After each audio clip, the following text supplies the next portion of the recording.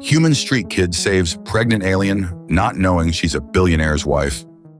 The rain fell like liquid misery over the sprawling alien metropolis of Nixora, turning the already grimy streets into slick, treacherous pathways. 17-year-old Mac Reeves pulled his threadbare jacket tighter around his lean frame, cursing under his breath as cold water seeped through the worn fabric.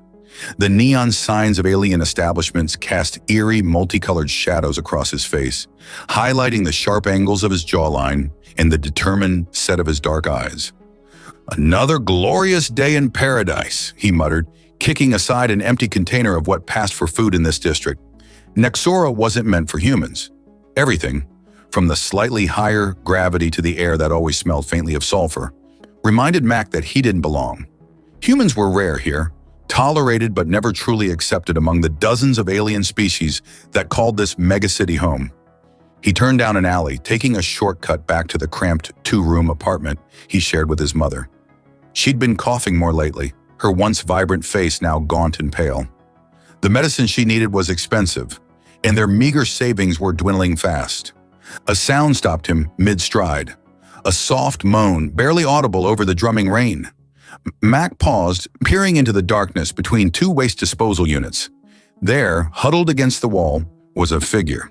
"Hello?" he called cautiously. The figure shifted, and Mac caught his breath. It was a female alien with skin the color of pale blue twilight and silver hair plastered to her face by the rain. Her large almond-shaped eyes were filled with pain and fear. She wore what had once been an expensive crimson bodysuit, now torn and soiled. But what caught Mac's attention was her swollen belly. She was pregnant, very pregnant. "Please," she whispered, her voice melodic despite her obvious distress. "Help me." Mac hesitated only for a second before crouching beside her. "What happened? Are you hurt?" "They'll find me," she said, clutching her abdomen as another wave of pain washed over her. I can't go back." "Who's after you?" Mac asked, but she only shook her head, silver tears mingling with the rain on her cheeks. Making a split-second decision, Mac looked around and spotted an abandoned hover cart from the nearby market. He dragged it over, ignoring the screech of metal against pavement. "I know someone who can help," he said, gently helping her into the cart. "A doctor. He's not exactly licensed, but he's good." The alien woman gripped his hand with surprising strength. "Thank you," she said, her eyes locking with his. "My name is Leary." "Mac," he replied, starting to push the cart through the rain-slicked alley. "Just hang on, Leary. We'll get you somewhere safe." Dr. Krell's underground clinic was hidden beneath a defunct food processing plant in the industrial district. The Saurian physician had a reputation for treating patients who couldn't or wouldn't go to official medical facilities. "By the stars, boy, what have you brought me?" Dr. Krell hissed when Mac burst through the door, pushing the hover cart with Leary inside. "She needs help," Mac said simply. "She's pregnant and in pain." The reptilian doctor's vertical pupils dilated as he examined Leary. "This is no ordinary street waif," he muttered, helping her onto an examination table. "Nilarian female, high caste by the look of her bone structure." Leary moaned again, her back arching in pain.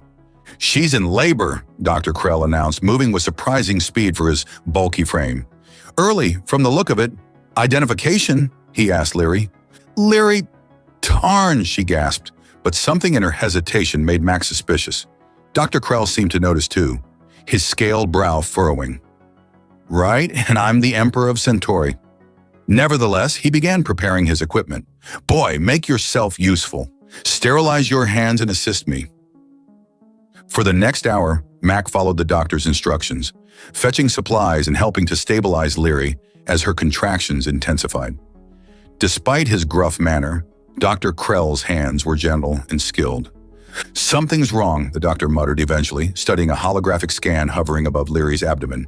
"The infant is in distress. We need to—" A thunderous crash interrupted him as the clinic's reinforced door burst inward. 6 heavily armed figures stormed in, their armor gleaming under the harsh lights. Each bore an emblem Mac recognized with dread, the twisted helix symbol of Vix Industries, owned by Tornvix, the most powerful and feared alien billionaire in the sector. "Step away from the female," the lead guard commanded, his weapon trained on Dr. Krell.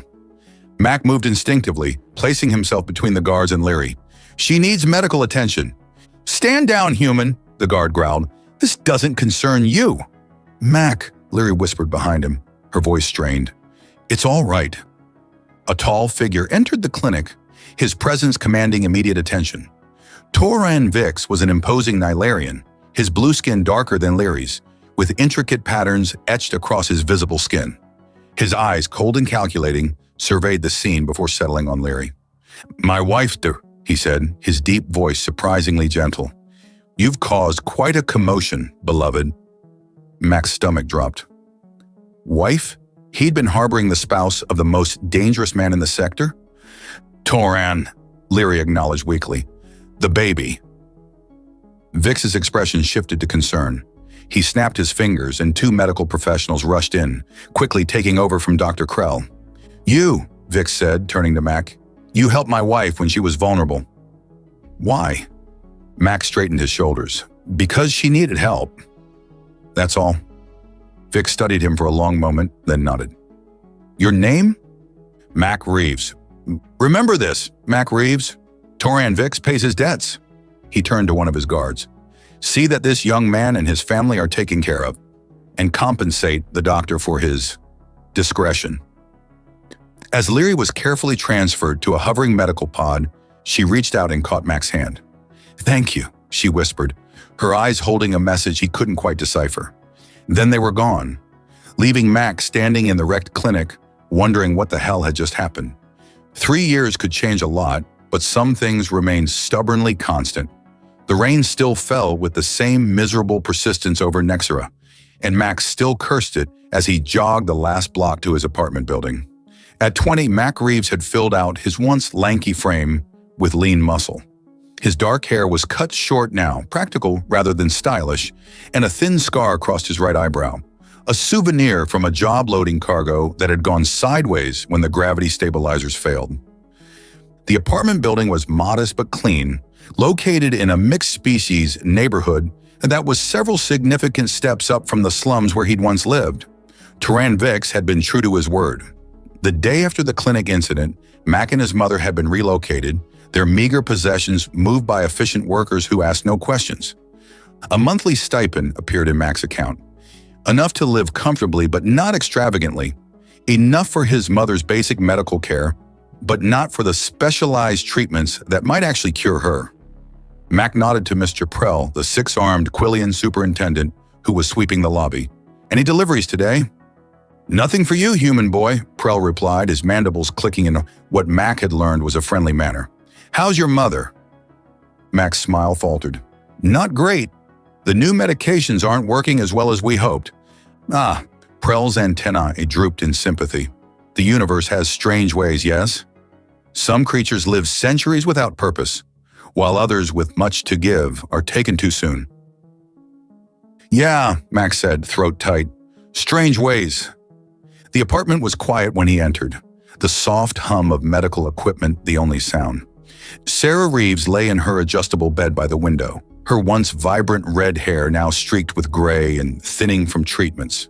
Her eyes were closed, her breathing shallow but steady. "Mom," Mac called softly. Her eyes fluttered open, and a smile transformed her gaunt face. "There's my boy. How was work?" "Same as always," Mac set down his bag and kissed her forehead. "The docks were busy. 3 Centaurian freighters came in back to back." He didn't mention the pain in his back from 12 hours of loading cargo, or the casual xenophobia from the dock supervisor, who always assigned humans the heaviest loads. It wouldn't help her to know.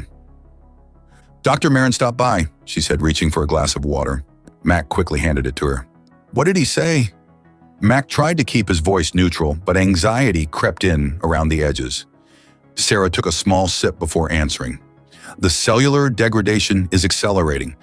The standard treatments aren't going to cut it anymore." Mac sat heavily on the edge of the bed. "What are our options?" "There's an experimental treatment at the Vanguard Medical Institute." She squeezed his hand. "But it's not covered by our insurance. Dr. Marin estimates the cost at around 300,000 credits." The number hit Mac like a physical blow, 300,000 credits. It might as well have been 3 million. We'll figure something out, he said, forcing confidence into his voice. I can pick up extra shifts, maybe talk to the bank about a loan. Mac, his mother's voice was gentle but firm. We both know that's not realistic. I've made my peace with this. Well, I haven't, Mac said, standing abruptly, and I'm not going to. Later that night, after his mother had fallen asleep, Mac sat at their small kitchen table, scrolling through his datapad. Loan options, second jobs, even underground fighting rings. Nothing would generate the kind of money he needed quickly enough. His finger hovered over a contact he'd never used. 3 years ago, Toran Vix had given him a direct communication line. Should he ever need anything? Mac had been too proud to use it, determined to make his own way. Pride wouldn't save his mother. Before he could second-guess himself, Mac activated the contact. To his surprise, it connected almost immediately. Identify yourself, came a clipped voice. Mac Reeves, he replied, suddenly uncertain. I helped Lady Leary 3 years ago. Mr. Vix gave me this contact. A pause then? 1 moment. The screen shifted, and Mac found himself looking at Toran Vix himself. The Nilarian billionaire looked much as he had 3 years ago, though perhaps the patterns on his blue skin had darkened slightly with age. Young Mr. Reeves, Vix said, his expression unreadable. This is unexpected. Mac swallowed hard. I wouldn't contact you if it wasn't important, sir. It's my mother. She's very ill, and there's a treatment that could help her, but it's expensive. 300,000 credits for the Vanguard protocol? Vix interrupted smoothly. Yes, I'm aware of Dr. Marin's recommendation. I make it my business to stay informed about those under my protection. Mac blinked, thrown off balance. You've been monitoring us. Naturally, Vix's tone suggested this should have been obvious. Your mother's condition is unfortunate. The treatment has a 67% success rate, which is promising. I can work off the debt, Mac said quickly. Any job, any terms. I just need the money now, before it's too late. Vix studied him for a long moment. As it happens, I do have a position that might suit someone with your unique qualities. Come to my office tomorrow at noon. We'll discuss terms. The screen went dark before Mac could respond. He sat back, heart pounding. He just made a deal with the devil. Or at least, that's what the rumors about Toran Vix suggested. But if it saved his mother, Mac would face whatever consequences came his way. After all, how dangerous could it be? Vix Industries' headquarters towered over central Nexera like a gleaming spear thrust into the sky.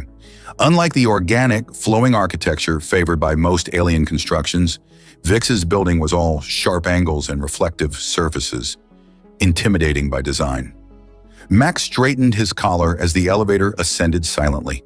He'd bought the nicest clothes he could afford for this meeting, but standing in this elevator with its polished obsidian walls, he felt woefully underdressed. The doors opened directly into Toran Vix's office, a vast space dominated by a panoramic view of the city. The Nilarian billionaire stood with his back to the entrance, hands clasped behind him. Punctual, Vix remarked without turning, a rare quality these days. My mother taught me to respect other people's time, Mac replied, stepping forward. Vix turned to his dark blue features, impassive. How is Sarah? Comfortable, I trust. As comfortable as someone can be when their body is betraying them, Mac said, then winced at his own bluntness. Sorry. Yes, she's comfortable. Thank you for asking. Vix gestured to a seating area. Please. The chairs were clearly designed for Nilarian physiology, making Mac feel even more out of place as he sat. A server droid silently offered him a drink, which he declined. I'll be direct, Mr. Reeves, Vix said, taking a seat opposite him. I have a problem that requires someone with your unique qualifications, which are you're human, you're resourceful, you've demonstrated loyalty and quick thinking under pressure, and most importantly, Vix's lips curved in what might have been a smile. You're completely unknown in certain circles. Mac leaned forward. What exactly is the job? 2 tasks intertwined. Vix activated a holographic display between them. An image appeared of a sleek spacecraft.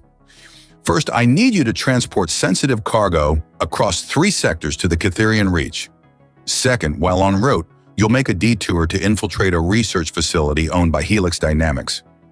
The hologram shifted to show a massive installation built into an asteroid. Mac recognized the company name. Helix Dynamics was Vix's biggest competitor in the biotech sector. Why me? You must have professional smugglers and spies on your payroll. Indeed. And Helix knows them all.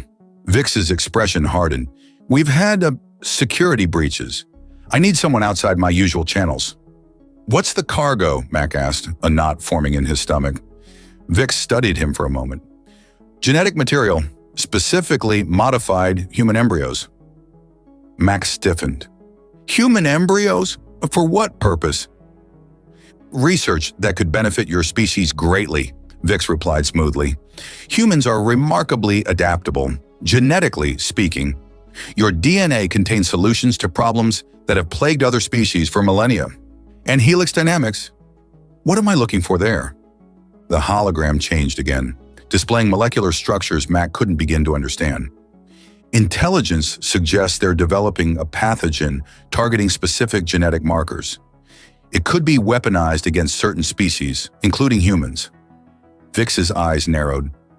I need confirmation and, if possible, samples of their research. Mac's mind raced. This was far more dangerous than he'd anticipated. And if I'm caught?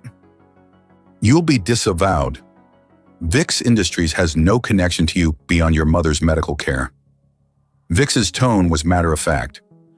However, succeed, and not only will your mother receive the treatment she needs, but I'll establish a trust fund ensuring her care for life. Max swallowed hard. When would I leave? Tomorrow. The cargo is being prepared as we speak. Vix stood, signaling the end of the meeting. One more thing, Mr. Reeves. The ship has been programmed to self-destruct if tampered with. I suggest you deliver the cargo as instructed. Understood. Mac rose, his mouth dry. I'll need details, navigation charts, facility layouts, security protocols. My assistant will provide everything. Vix extended his hand, a surprisingly human gesture. Do we have an agreement? Mac hesitated only briefly before clasping the alien's hand. We do. As Mac turned to leave, the office door slid open to reveal a female Nilarian. Mac froze, recognition hitting him instantly. Lyri Vix was even more beautiful than he remembered. Her silver hair was elegantly styled, her pale blue skin luminous against a gown of deep emerald. Her large eyes widened slightly at the sight of him. I apologize for interrupting, she said, her melodic voice bringing back memories of that rainy night 3 years ago. Not at all, my dear, Vix replied. You remember Mr. Reeves, I'm sure. Of course, Lyri approached, extending her hand. When Mac took it, she squeezed gently. How could I forget the human who saved my life? And Tari's. Tari, Mac asked. Our daughter, Lyri explained, a genuine smile warming her features. She's 3 now, healthy and strong, thanks in no small part to you. I'm glad, Mac said, suddenly aware he was still holding her hand. He released it quickly. Mr. Reeves will be undertaking a special project for us, Vix explained, placing a possessive hand on his wife's waist. Something flickered in Lyri's eyes. Concern? Warning? It was gone too quickly for Mac to be sure. Then we're fortunate to have him, she said. Turning to Mac, she added, Perhaps you could join us for dinner before you depart? I'm sure Tari would love to meet her rescuer. Before Mac could respond, Vix interjected smoothly. Unfortunately, Mr. Reeves's timetable is quite tight. Perhaps upon his return. Of course, Lyri conceded, though Mac detected a note of disappointment. Safe travels, Mr. Reeves. As Mac left the office, he couldn't shake the feeling that there was much more to this mission than Vix had revealed, and that Lyri knew exactly what it was. Mac spent the evening in his apartment, studying the mission details on a secure datapad provided by Vix's assistant. The ship, a modified Corvin stealth runner named Nightshade, was impressive. Small enough to avoid most detection systems, but equipped with high-end defensive capabilities. The route to the Cytherian Reach would take him through 3 sectors, including a notorious pirate haven called the Vermilion Belt. His mother was already asleep when he finished preparations. Max stood in her doorway, watching her chest rise and fall, wondering if he'd made the right choice. If something went wrong, she might never know what happened to him. A soft chime from his personal comm unit interrupted his thoughts. The message was text only, from an encrypted source. Meet me. Lunar Gardens, East Pavilion, 1 hour. Come alone. L.A.'s Max stared at the message. L. Leary, it had to be. But why the secrecy? The Lunar Gardens were a public park in the diplomatic district designed to showcase flora from dozens of worlds. At night, bioluminescent plants transformed the space into a glowing wonderland that attracted tourists and locals alike. The perfect place for a clandestine meeting, visible enough to be safe, crowded enough to be anonymous. Mac arrived early, positioning himself near the East Pavilion with a clear view of all approaches. The air was sweet with the scent of alien blossoms, some of which seemed to sing softly in the gentle breeze. Humans always scan their surroundings like predators, came a melodic voice behind him. It's quite fascinating.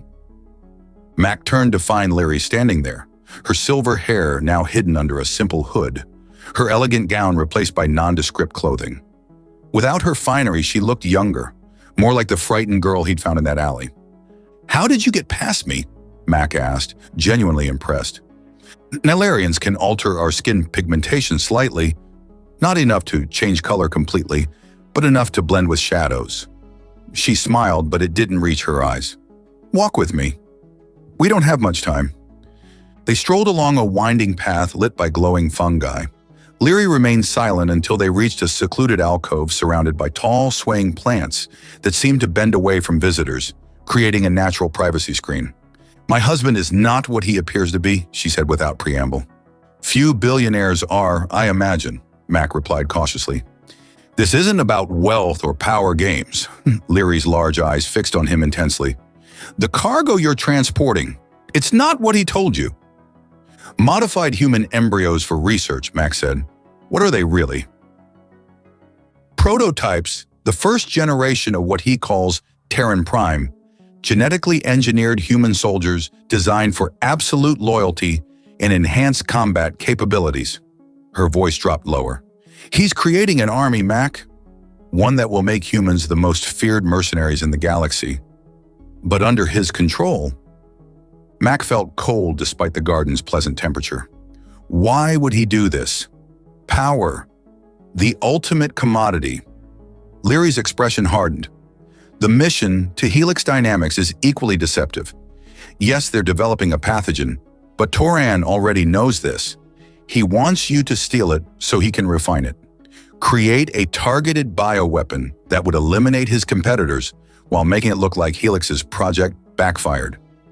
And trigger an interspecies conflict, Mac concluded, the pieces falling into place. With humans caught in the middle? Precisely. The resulting chaos would be profitable for his weapons divisions and create demand for his superior human soldiers. Leary pulled a small device from her pocket. This contains the real coordinates for the Helix facility and security codes that won't trigger alarms. It also has evidence of what I've told you, data I've been collecting for years. Mac hesitated before taking it. Why are you telling me this? Why risk everything? Leary's composure cracked slightly. Because you saved me once without question. Because my daughter is half human, and I won't let her father use her mother's species as pawns. She paused, vulnerability showing through her determined exterior. And because I've never forgotten how it felt to be truly seen as a person, not a possession, when you found me in that alley. The moment hung between them, charged with unspoken feelings. Mac was acutely aware of how close they were standing, of the faint floral scent that seemed to emanate from her skin. The ship's AUI, Leary continued, breaking the tension. It's called Cora. Torin told you it would self-destruct if tampered with, but that's not all. It's programmed to monitor you constantly and has override capabilities. It will report any deviation from the planned route directly to him. So I'm basically a prisoner on my own ship. Yes, but Cora has a weakness. Leary's lips curved in a small smile. She's designed to prioritize the safety of the cargo above all else. If you can convince her the cargo's at risk, she'll follow your commands. A distant chime sounded through the gardens, the 10-minute warning before closing. "I need to go," Leary said urgently. "Torin thinks I'm at a cultural gala. If he discovers I've met with you—" "He won't," Mac assured her, pocketing the device. "But what about you? If he's as dangerous as you say—" "I've survived 3 years as his wife," Leary said with grim determination. "I can handle myself until this is over. Just promise me you'll succeed. For all our sakes." "I promise," Max said, meaning it. Leary reached up suddenly, placing her cool palm against his cheek. "Humans are remarkable creatures," she murmured. "So fragile compared to many species, yet so unbendingly resilient. Torin sees this as something to exploit. I see it as something to admire." Before Mac could respond, she leaned forward and pressed her lips briefly to his, a gesture she must have learned from studying humans. It lasted only a moment, but it sent an electric current through his entire body.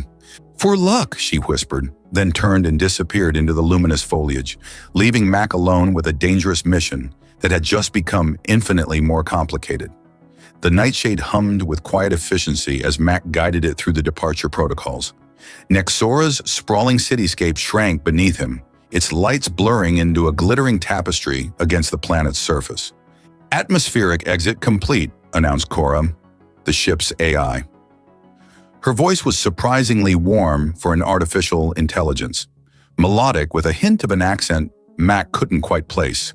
"Setting course for the Vermilion Belt."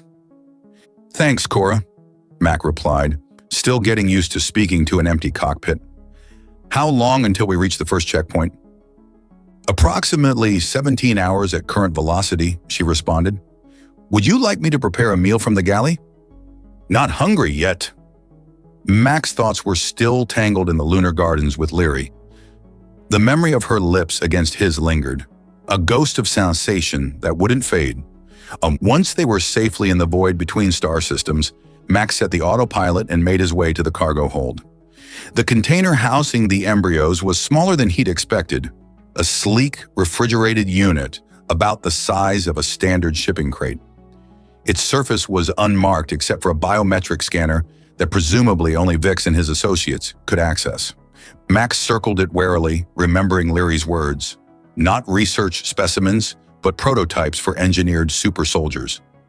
He placed a hand on the cool metal, trying to reconcile the enormity of what it contained with its unassuming appearance. "The cargo appears stable," Cora commented through the hold's speakers. "All life support systems functioning at optimal levels." "Good to know," Max said, wondering how much the AI knew about the container's contents. "Cora, what can you tell me about this cargo?" A brief pause. "The cargo consists of biological material requiring precise temperature control and minimal gravitational fluctuation. Beyond these parameters, information is restricted, so she either didn't know or wasn't programmed to discuss it." Mac returned to the cockpit, pulling out the device Leary had given him. It contained detailed schematics of the Helix facility, security protocols, and, most damning, internal communications from Vix Industries discussing the Terran Prime project. 6 hours into the journey, Mac was reviewing the Helix infiltration plan when an alarm blared through the ship. "Alert," Cora announced, her voice now sharp and urgent. "Course deviation detected. Unauthorized navigation change in progress." Mac bolted upright. "What? I didn't change anything." "Correct. The navigation system has been remotely accessed. New coordinates are being uploaded." "Override it," Mac commanded, rushing to the controls. "Unable to comply." The override carries Chairman Vex's highest authorization code. The ship banked smoothly, its engines adjusting to the new vector. Mac's mind raced. Had Vix discovered Leary's betrayal? Was this a trap? "Cora, where are we heading now?" "Coordinates indicate a location in the Sarin Nebula. There are no charted stations or outposts at this destination." The Sarin Nebula, a vast cloud of ionized gas and cosmic dust on the edge of the sector. The perfect place for an ambush, or a discreet execution. "Cora, scan the cargo for any unusual signals or transmissions." Another pause, longer this time. Scan complete. A tracking beacon has been detected within the cargo container. The signal activated approximately 7 minutes ago. Mac's blood ran cold. Is the signal coming from inside the container or from the container itself? Analysis indicates the signal originates from within the biological material. The embryos themselves are transmitting, Mac asked, incredulous. Correct. The genetic material appears to have been modified to include synthetic components capable of generating a subspace signal when exposed to specific radiation frequencies. Mac paced the cockpit, mind working furiously. And we just passed through a radiation belt, didn't we? Affirmative. The Colian belt emits precisely the type of radiation that would activate such components. This changed everything. If the embryos themselves were rigged to broadcast their location, then VIX had never intended for them to reach their supposed destination. The entire mission was a setup. Cora, I believe the cargo is at risk, Max said carefully, remembering Leary's advice. The tracking signal could attract unwanted attention. Threat assessment in progress, Cora replied. After a moment, she added, long-range scanners have detected 3 vessels on an intercept course. Estimated time to contact, 43 minutes. Pirates? Mac asked. Unknown. Vessels are running without identification transponders. Or they could be VIX's own people coming to eliminate me and retrieve the cargo, Mac muttered. Cora, I need to protect the cargo. Can you jam the tracking signal? Negative. The signal uses a frequency modulation that cannot be blocked without risking damage to the biological material. Mac took a deep breath. Then we need a new plan. The cargo's safety is compromised on our current course. I'm inputting new coordinates. He quickly accessed Leary's device, transferring the real location of the Helix facility to the navigation system. Warning, Cora intoned. These coordinates deviate from Chairman VIX's instructions. The chairman's instructions didn't account for the cargo being tracked, Mac countered. Primary directive is to protect the cargo, correct? Affirmative. Then we need to evade pursuit and secure the cargo at a safe location. The facility at these coordinates has advanced security systems that can shield the tracking signal. Cora was silent for several seconds, an eternity for an AI. Finally, she responded, logic is sound. Recalculating course to new coordinates, the ship pivoted again, accelerating away from the approaching vessels. Mac allowed himself a moment of relief before his personal comm unit chimed with an incoming message. His stomach dropped as he saw the sender, Nyxora Central Medical Center. The message was brief and devastating. His mother had suffered a catastrophic decline in the past hour. Her life support had been downgraded to minimal intervention, per instructions from the financial guarantor, VIX Industries. A second message followed immediately, this one from VIX himself. I know what you're planning, Mr. Reeves. Return to your original course immediately, or your mother won't survive the night. You have 30 minutes to comply. Max stared at the screen, a cold fury building inside him. VIX had planned for every contingency, including Leary's potential betrayal. He'd kept Sarah Reeves as leverage, a finger on the scale to ensure Mac's cooperation. But VIX had miscalculated. He didn't understand what humans were capable of when pushed too far. Cora, Max said, his voice steady despite the storm raging within him, maximum acceleration to the Helix facility. And prepare all defensive systems, we're going to have company. Incoming transmission, Cora announced as the Nightshade pushed its engines to their limits. Origin, encrypted. Mac's finger hovered over the accept button. Could be a trap, a way for VIX to track his exact position, but it could also be Leary with vital information. Accept, he decided, bracing himself. To his shock, the scaled, reptilian face of Dr. Krell filled the screen. The Saurian looked older, the ridges around his eyes more pronounced, but his vertical pupils were as sharp and alert as ever. Reeves, the doctor hissed without preamble. Your mother is safe. Mac nearly collapsed with relief. What? How? I've been monitoring VIX's activities since that night 3 years ago, Krell explained, his forked tongue flicking occasionally. When Lady VIX contacted me about your current predicament, I took precautions. I removed Sarah Reeves from the medical center 6 hours ago, replacing her with a biosimulant programmed to mimic terminal decline. Where is she now? My private facility in the Undercity. Her condition is stable, though still serious. Krell's expression hardened. You have approximately 12 hours before Vix realizes the deception. Mac's mind raced. Dr. Krell, why are you helping me? The Saurian's scales rippled in what might have been amusement. Vix destroyed my legitimate practice after that night. Claimed I was compromised. I've been operating underground ever since. His voice lowered. Besides, I find humans intriguing. Your species possesses a remarkable combination of fragility and resilience. It would be a shame to see you weaponized as Vix intends. Thank you, Max said, meaning it. I owe you. Yes, you do, Krell agreed bluntly. And I'll collect. For now, focus on your mission. Krell out. As the transmission ended, Mac turned his attention back to the immediate problem. Vix's pursuit vessels were gaining, and the Nightshade couldn't outrun them all the way to Helix. Cora, I need to access the cargo, he announced, heading toward the hold.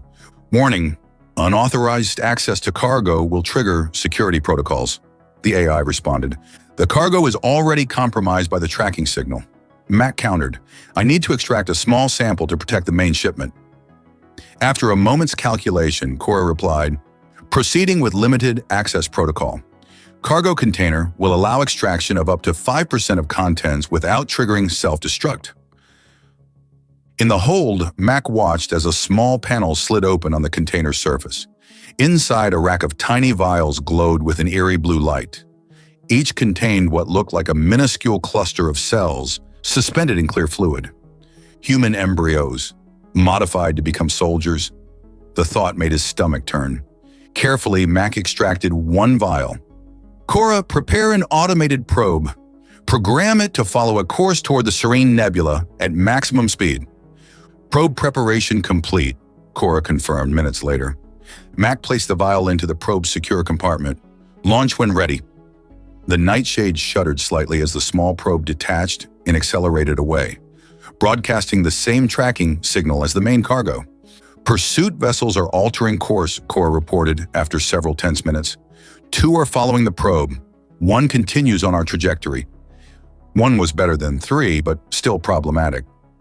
Mac needed to reach Helix, gather evidence of their bioweapon program, and escape, all while being hunted. Cora, what's our ETA to Helix? 47 minutes at current velocity. And the pursuing vessel? Intercept in 52 minutes if we maintain current speed. A narrow window, but it might be enough. Mac studied the Helix facility's schematics from Leary's device. The research lab containing the pathogen samples was 3 levels below the main docking bay. According to the security protocols, he'd have approximately 20 minutes between breaching the facility and the automated lockdown response. Cora, I need you to create a diversion when we reach Helix, Mac said, formulating a plan. Can you simulate a catastrophic engine failure that would require emergency docking procedures? Affirmative. Such a simulation would bypass standard docking protocols and security scans. Good. Once we're docked, I'll need you to maintain the simulation while I access the facility. If anyone tries to board, seal the ship and claim quarantine protocols are in effect due to potential radiation leakage. Understood. However, such measures will only delay security response, not prevent it entirely. I just need enough time to get in and out, Max said, checking the compact blaster Vix had provided. Small but powerful and hopefully unnecessary. As they approached Helix, Mac prepared himself mentally. The facility loomed ahead, a massive structure built into the side of an asteroid, its docking bays illuminated against the darkness of space. Beginning engine failure simulation, Cora announced, broadcasting emergency signals. The ship shuddered convincingly, internal lights flickering as Cora cut power to non-essential systems. Mac gripped the console as the Nightshade appeared to tumble erratically toward the facility. Helix control responding, Cora reported. Emergency docking clearance granted for Bay 17. The ship stabilized just enough to make a rough but controlled landing in the designated bay.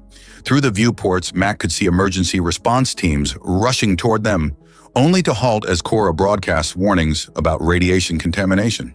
You have approximately 18 minutes before they override the quarantine, Cora informed him. Mac nodded, pulling on a maintenance worker's uniform he'd found in the ship's storage. If I'm not back in 15 minutes, initiate departure procedures regardless. The cargo must not fall into either Vix's or Helix's hands. Acknowledged. Good luck, Mac Reeves.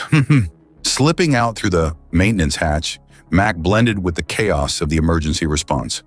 His heart pounded as he made his way deeper into the facility, following the route memorized from Leary's schematics.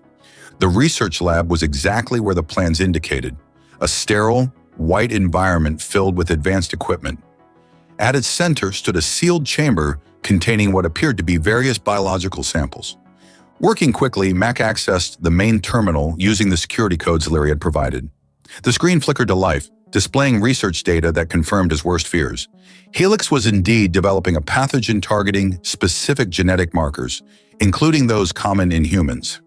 He downloaded the data onto a secure drive and collected samples of the pathogen, carefully sealing them in a containment unit. As he worked, he couldn't help but notice something odd about the research parameters. The pathogen wasn't designed to be lethal. It was designed to trigger specific genetic expressions. The realization hit him like a physical blow. This wasn't a weapon to kill humans. It was a tool to activate the synthetic components in Vix's modified embryos, triggering their enhanced capabilities remotely. Helix and Vix weren't competitors, they were collaborators. An alarm blared, cutting short his investigation. "Security breach in Research Lab Delta," announced an automated voice. "All personnel evacuate immediately. Containment protocols initiating in 3 minutes." Time was up. Max sprinted back toward the docking bay, evidence in hand, as security shutters began closing throughout the facility. Max sprinted through the closing security shutters, sliding under the final one, just before it sealed the corridor. The containment alarms blared throughout the facility as he raced toward the docking bay, clutching the evidence against his chest. "Cora, status report!" he gasped into his comm unit. "Security forces converging on Bay 17, the AI responded. "Departure window closing rapidly." "Start the engines. I'm almost there." Rounding the final corner, Max skidded to a halt. The docking bay was crawling with Helix security personnel, and standing directly between him and the Nightshade was a figure he instantly recognized, Torrin Vix. The Nilarian billionaire looked different outside the controlled environment of his office. His blue skin seemed paler, the intricate patterns less vibrant. He was flanked by 4 armed guards, but it was the expression on his face that caught Mac off guard. Not rage, but something closer to desperation. "Mr. Reeves," Vix called out, his voice carrying across the bay. "I believe you have something that belongs to me." Mac assessed his options. The nearest cover was a stack of cargo containers to his right. The Nightshade's engines were powering up, but the ship was surrounded. "Actually," Mac replied, edging toward the containers, "I think I have evidence of your crimes. Collaborating with Helix to create bioweapons, engineering human embryos into soldiers, the Galactic Council will be very interested." "You understand nothing," Vix snarled, his composure cracking. "Drop the evidence and the samples." Final warning. Mac dove behind the containers as blaster fire erupted from Vix's guards. The metal sizzled where energy bolts struck, inches from his head. "Cora, I need a distraction," Mac shouted into his comm. The Nightshade's external lights suddenly flashed blindingly, and the ship's defensive systems activated, firing precise, non-lethal shots that scattered the security forces. In the chaos, Max sprinted from cover toward the ship's loading ramp. He was halfway there when something slammed into his back, sending him sprawling. Rolling over, he found Vix standing over him, a small blaster in hand. "You've ruined everything," the Nilarian hissed, his chest heaving. "Years of planning, billions in research, all for nothing." Max scrambled backward, still clutching the evidence. "It was wrong, Vix. You can't engineer an entire species into weapons." "Weapons?" Vix laughed bitterly. "Is that what you think this is about? Power? Profit?" He gestured sharply and his guards formed a perimeter, keeping the Helix forces at bay. "Look at me, human. Really, look." For the first time, Mac noticed the subtle tremor in Vix's hands, the unnatural pallor beneath his blue skin. "You're sick," he realized. "Not just me, my entire species." Vix's voice dropped, suddenly weary. The Nalarian race is dying, Reeves. A genetic defect that appeared 3 generations ago has spread throughout our population. Within 50 years, we'll be extinct. What does that have to do with human embryos? Your DNA is remarkably adaptive, uniquely so among all known species. We discovered that human genetic material, properly integrated with Nalarian DNA, could correct the defect. Vix's eyes flicked toward the nightshade. Those embryos aren't weapons. They're templates for a cure. Mac's mind raced. But why the secrecy? The deception? You could have asked for human volunteers. Politics, Vix spat. The Galactic Council forbids genetic experimentation across species lines after the Cretan disaster. They'd rather let an entire race die than risk another incident. His expression hardened. I chose to save my people by any means necessary. By creating human Nilarian hybrids without consent, Mac countered. By planning to trigger their development with Helix's pathogen. A controlled activation of beneficial traits, Vix insisted. Nothing more. And the super soldier capabilities. Just a side benefit? Vix didn't answer, which was answer enough. There has to be another way, Mac said, slowly rising to his feet. One that doesn't involve exploiting humans. There isn't. We've tried everything else. For a moment, genuine anguish crossed Vix's features. My daughter, Tari, she's the only successful natural hybrid in existence. Her human DNA has kept the defect dormant, but it's not enough for a cure. We need the engineered templates. Mac thought of Leary, of the night he'd found her pregnant and desperate in that alley. Had she been running from this fate for her child, or had she been part of Vix's plan all along? A plan began forming in Mac's mind. What if there was a third option? Something that could save your species without turning humans into unwilling genetic donors? Vix's eyes narrowed suspiciously. Explain. The Vanguard Medical Institute, the same place that could treat my mother, they've pioneered gene therapy techniques that don't require embryonic templates. Voluntary adult human donors could provide the genetic material you need ethically. Impossible. We investigated. You investigated 3 years ago, Mac interrupted. Science advances. The treatment my mother needs uses the same technology that could help your people. Targeted genetic reconstruction. Uncertainty flickered across Vix's face. Even if that were true, the Council would never approve. They would if the alternative was extinction, Mac pressed, especially with your resources behind it, presented as a humanitarian effort rather than a covert operation. The facility's alarms suddenly shifted tone, indicating an escalation in security protocols. They were running out of time. We need to go, Max said urgently. Now, bring the embryos as evidence of the genetic defect, not as templates. I'll bring the pathogen research. Together, we can present a case to the Council for an ethical solution. Vix stared at him, calculation and desperate hope warring in his expression. Why would you help me after what I've done? I'm not helping you, Max said firmly. I'm helping your people and protecting mine. That's what humans do. We find a way forward, even when it seems impossible. After a long moment, Vix nodded sharply and gestured to his guards. Secure the cargo and board the human's vessel. Quickly. Minutes later, the Nightshade broke free of the docking clamps, accelerating away from the Helix facility as defense turrets fired ineffectually after them. In the ship's common area, Mac established a secure connection to Dr. Krell. You've been busy, the Saurian observed dryly, taking in the sight of Vix and his guards behind Mac. Change of plan, Mac replied. We're bringing guests. And I need you to arrange a meeting with the head of the Vanguard Institute. Ambitious, Krell hissed, his scales rippling. Your mother will be pleased. She always said you'd either end up changing the world or getting yourself killed trying. Tell her I'm working on the former, Max said with a tired smile. We'll be there in 6 hours. As the transmission ended, Mac felt Vix's eyes on him. Your species continues to surprise me, Reeves, the Nalarian said quietly. When faced with extinction, most would fight only for themselves.